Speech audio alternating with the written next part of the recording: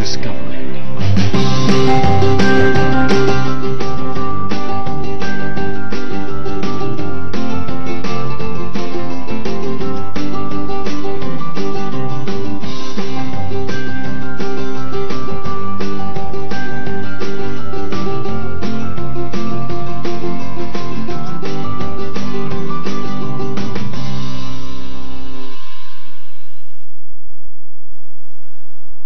Former Governor of Kano State, Senator Rabiu Musa Kwankwaso, called off his scheduled visit to see his constituents following security advice and consultations. For 3 years, the senator has not been able to visit his constituency. The battle of political supremacy still colors Rivers State, Akwa Ibom states, and Nigerians won't forget in a hurry the tales of Okija. Call it the challenge of politics in Nigeria, the consequences of Godfatherism, where the political direction of a few influences governance in almost all the 6 geopolitical zones. On Nigeria Today, we shall look at Godfatherism and Nigeria's politics. I am Shegun Ojelade.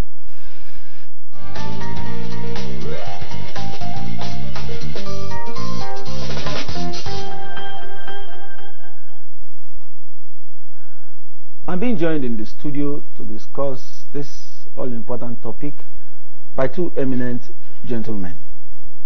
I have with me a one-time senator of the Federal Republic, a former Nigerian ambassador to Canada, and the president of African Leadership Institute in the US, Professor Iyowese. I welcome you to the program. Thank you, Shegun. Good evening, listeners. I also have with me a one-time member of the House of Representatives, Right Honorable KGB Ogunkwa. I welcome you, Right Honorable, to the program. Thank you. Thank you so much. Now, I'll start with you, Prof. Godfatherism. Is it a Nigerian coinage, and how did it creep into our body politics, if I can say? It's not a Nigerian coinage. Godfather, basically taken from religious dimensions and into crime. We are all very conversant with the film The Godfather, mafia, yes. Film, Mario Puzo, Yes. and we are all Nigerians. We've watched over the years how this has crept into our vocabulary. Nigerians love bringing things into their vocabulary. Even the term mafia came into Nigeria, and we have something like the Kaduna Mafia or the Aso Rock Mafia, or in the NTA, you say the NTA Mafia. We have that. I guess so. So, Godfatherism has always existed. Not in a bad sense, because if you look at the first or second republics, people were proud to say that Awo is my godfather. You found even people, very popular governors, Latif Jakande was called Baba Kekere, like small Awo, and was something to be proud about. I am a product of J.S. Taka and Aperaku, whom I consider my godfathers and my mentors, and I'm not ashamed of it, and I hope I have not ashamed my own conduct either. So over the years we have developed icons of the political systems, and these icons had people that called themselves godsons and looked at them as their godfathers, which was okay. Crept in attrition, military coup after military coup, the resounding trashing of the political class, and then the subsequent vilification of politics and politicians, and suddenly one class is banned, one political experiment fails, and people suddenly got tired. Came in the politics of the Third Republic, and we began to see a new phenomena in the Third Republic and the Fourth Republics. We started seeing amazing things develop. You saw the Ladoja Adedibu saga, the Ngige Uba saga, the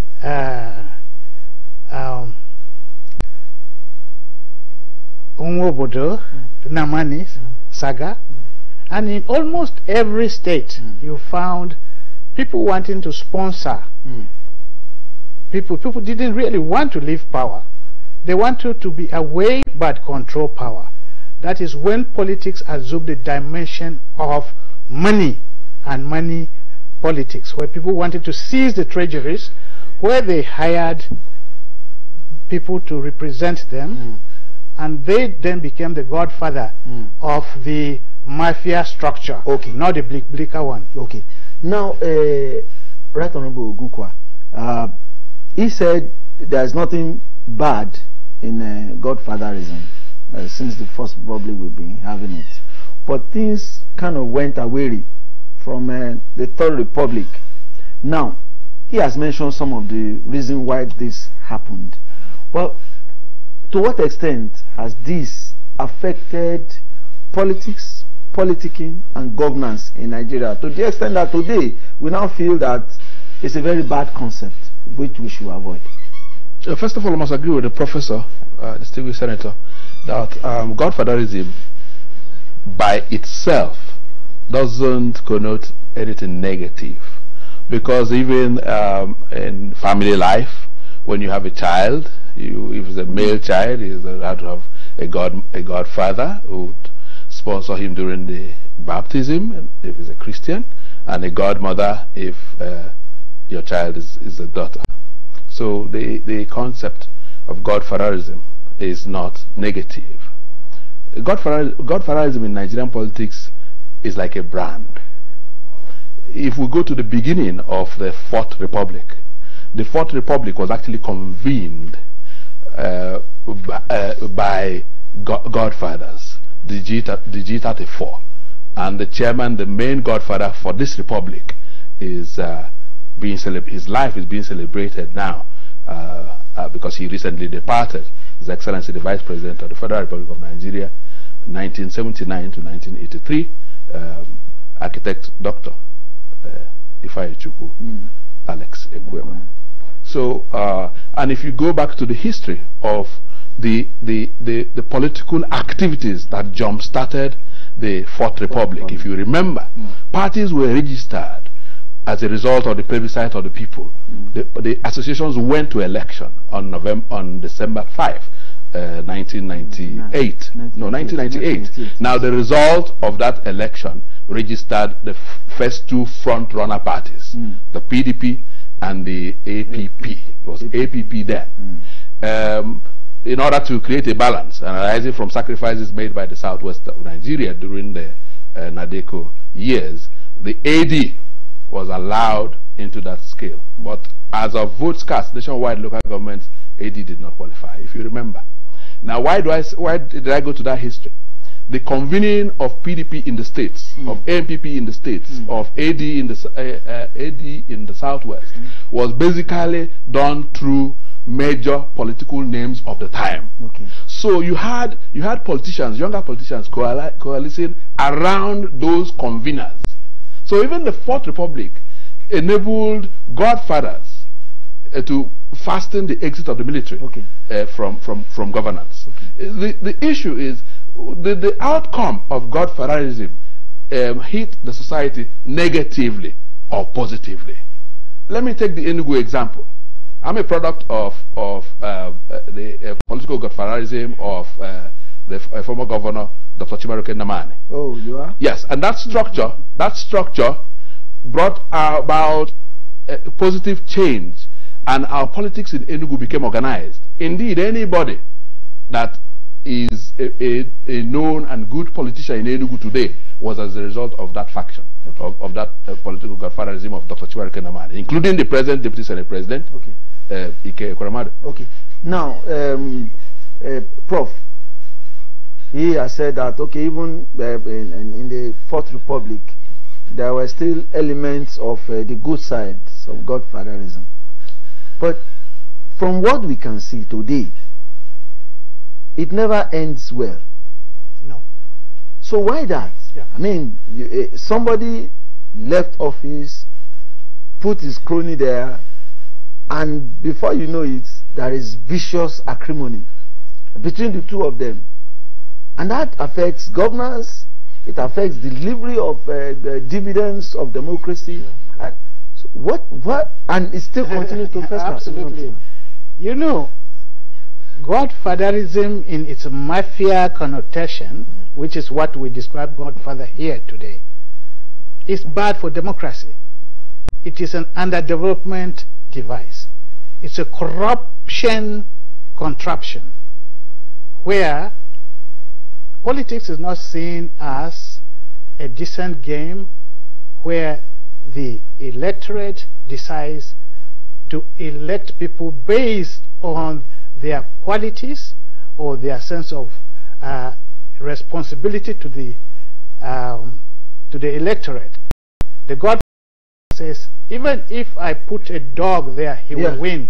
If I put a stump of wood there, he will win the election. We've had that. And when the Godfather says this, there are enforcers to this. The enforcement is corrupt money. The enforcement is violence. That is violence that is not official. There's a subterranean attempt to control. And this control is forceful, is undemocratic by its essence and by its nature. So it can never benefit the people. Okay, before we go on break, you say, okay, I'm a beneficiary or I'm a product, I'm a political product of what you call positive godfatherism. But from what you can see today, yes, it's like there is a chaos in the land. And many people fear for the 2019 election. The truth of the matter is that we are cloaking gangsterism with the toga of godfatherism. Now, the mercantile commercial politician that claims to be a godfather does not fall into the mold of godfatherism as I accept it. You know, you have a businessman who becomes like a godfather for profit. But you have godfathers who evolved from the origin of the Fourth Republic, the way and manner it was convened, to become kind of the leader of a group of self-minded people who sought and often won. To what extent is the docility of the electorate? I mean, to what extent does it still allows godfatherism to fester in Nigeria? The truth of the matter is that with the decimation of the middle class, because in the Second Republic, the middle class was able to be members of political parties and contribute money. It was political parties that raised money through dues to run their candidates. Now, the decimation by the military of the middle class, at the doorstep of 1998, you now had a situation where the ordinary person is our electoral system. To what extent can we blame it for what is happening? Do we need to reform any part of our electoral system, or is it ourselves that we should reform? I think the problem is that the recruitment into political leadership in the country that is mainly at fault. Because it doesn't matter what electoral system you come with. If the Godfather syndrome persists, it can perpetuate an injustice. It can perpetuate and put a most mediocre personality as a member of the House from the state, or as a governor or chairman or the president. So political recruitment should be about vision. What is the vision of the leader about Nigeria? What is the vision of the leader about the state? What is the trajectory? What is the track record What is the cognate experience? What is the sense of the educational level of the person? For instance, what is his ability to analytically take problems and analyze them and take his own decision, because ultimately he is to be held accountable. Okay. Now, the program is Nigeria Today. We are taking a look at Godfatherism in Nigeria's politics. We'll take a short break. We'll be right back. Coming up on NTA News 24, Nigeria Today, 7:30, Monday to Friday, with exciting anchors on topical issues.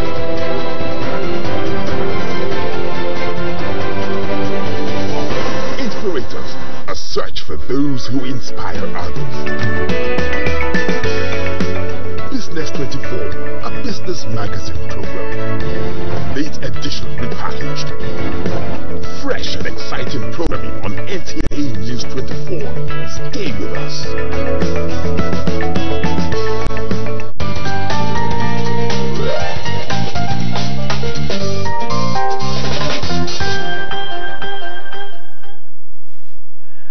The program Nigeria Today on Godfatherism in Nigeria, as we prepare for the elections, general elections of 2019. I still have Professor Yowese Aye in the house and KGB Ogukwa. Honorable Ogukwa, when it happened at your own end, that period that you mentioned of Chimaroke Namani, you know, I'm sure you are much younger then. But do you think it is still possible under the system that we operate to still give the youth a chance? Vibrant youths who probably does not have money, you know, or has a voice, somebody that has very good character, that has vision, you know. Is it still possible under this situation that we are in now with pervasive godfathers in the land for somebody credible, young element, vibrant to still emerge?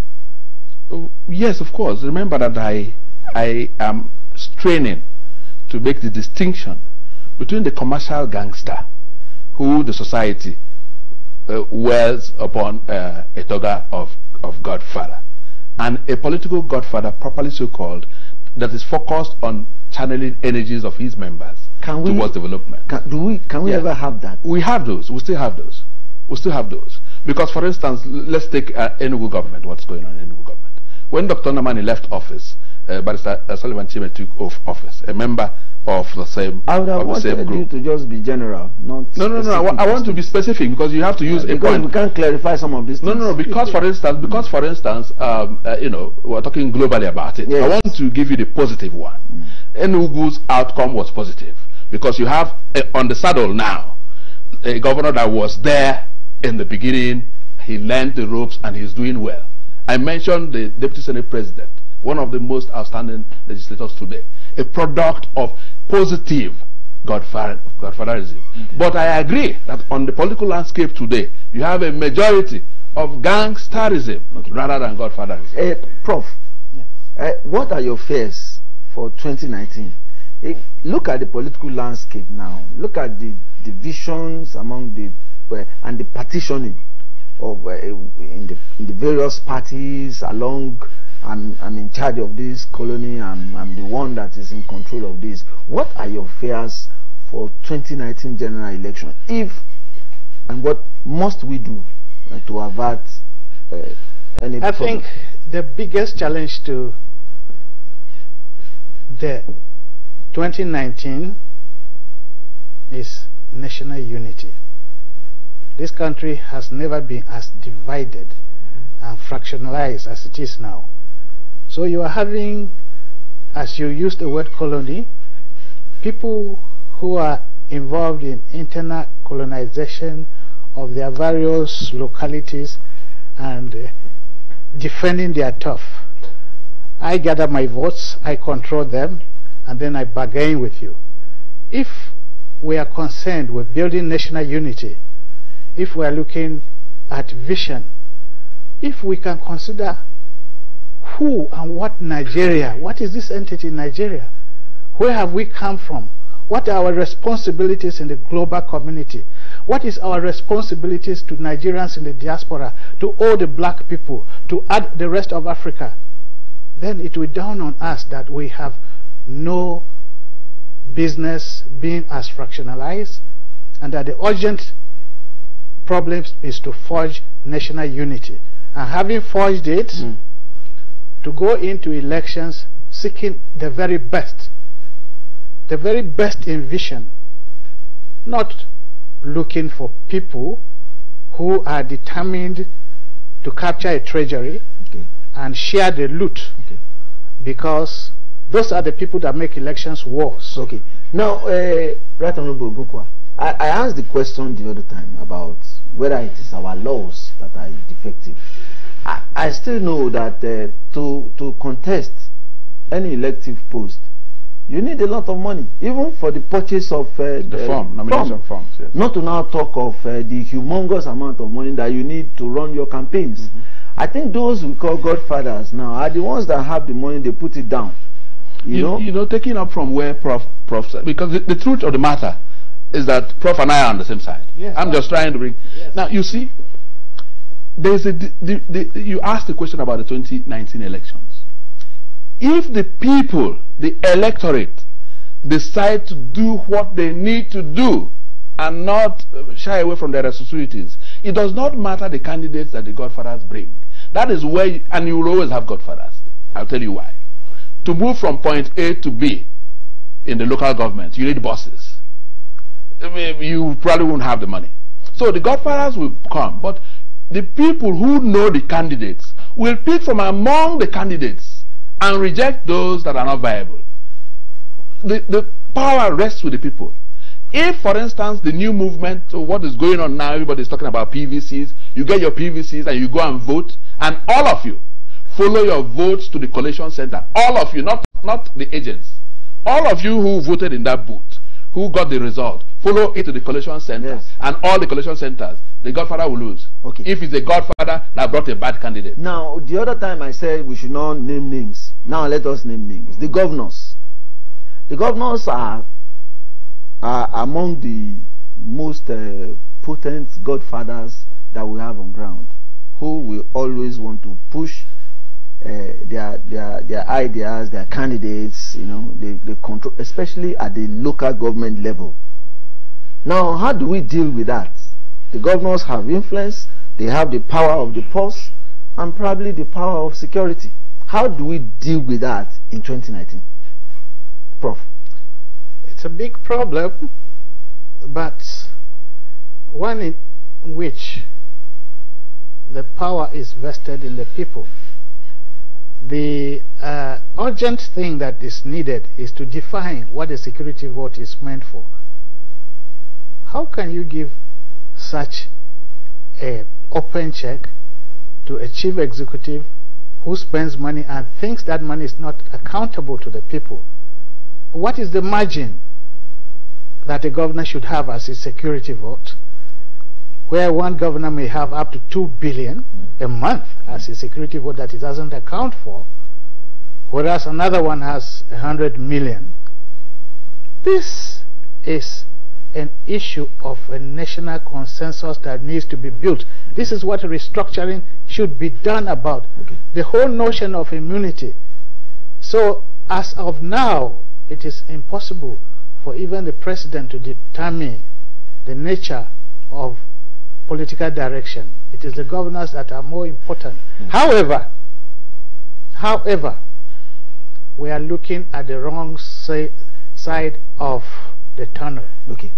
Because ultimately, if we are looking at real leaders with integrity, okay, that the country can count upon, yes, their word will more than deliver, yes, for the Nigerian people, because the governors are not dunces. I'm sure they also all want the, okay, country to survive, yes, so that they can govern, yes, and having finished they can go into to become senators, which is a totally insane idea that I see happening here. Thank you, Prof. Right Honorable, briefly now. Yes. Now, the campaign now, even on social media, is to advise people. In fact, we're virtually begging people to go and collect their voters voters card. Yes. Many people are still not interested in voting, not to even talk of going into politics. When we have this kind of electorate, that some of these things you are saying on this program may not be feasible in 2019 when you have a docile populace who are disinterested in politics. I agree with that, but I also support Prof in accepting that the governors have become too powerful. But it takes you back to the convening of this republic. Okay.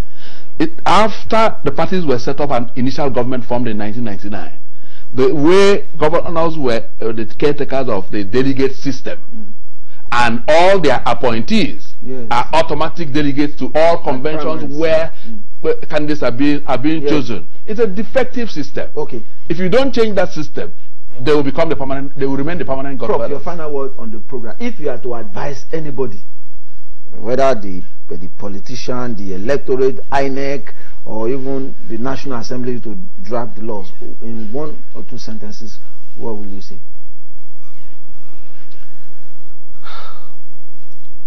My vision for this country is we need to be an educated country. We have a few highly educated people scattered all over the world, and our kids, 13 million kids, are without education. Okay. We have functional illiterates, graduates without jobs because they have been wrongly trained. Yes. This all form a pool of it's a combustible situation. My time is up. Okay. Wow. My time is up. Okay. My time is up. So get education, get education, Yes. Get education. I must thank you, Prof. On that education is key. Very good note. Get education, get education, get education. I thank you, Professor Yewose Aye, former Senator of the Federal Republic and one-time Nigerian ambassador to Canada. Thank you for all your comments on the program. Thank you. And Right Honorable KGB Ogukwa, former member of the House of Representatives, and equally thank you for your forthrightness on the program. Until we come your way with yet another edition of the program, Nigeria Today, I am Shegun Ojelade saying tomorrow we'll be back. Bye-bye.